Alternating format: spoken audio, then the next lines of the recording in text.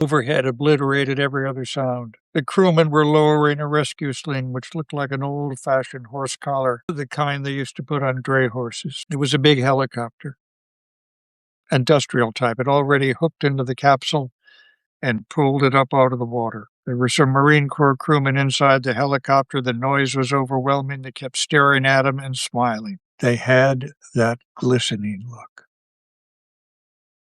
It took only 7 minutes to reach the helicopter's mothership. That's half the time he spent in space. The aircraft carrier Lake Champlain. The capsule swayed back and forth the helicopter. It was sunny. It was a perfect day in May out near Bermuda. The helicopter began descending to the flight deck of the carrier. Shepard could look down. He could see hundreds of faces. They were all looking up toward the helicopter. The entire crew of the ship, I'm getting choked up.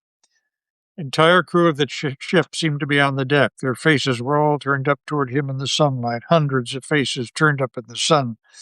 They covered the whole aft section of the deck. They were massed in between the moored airplanes. They were all looking up toward the helicopter and moving, surging toward the spot where the helicopter would come down.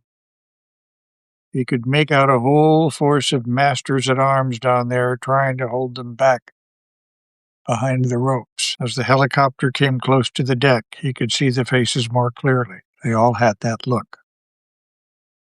Hundreds of faces already had that glistening look. When they saw Alan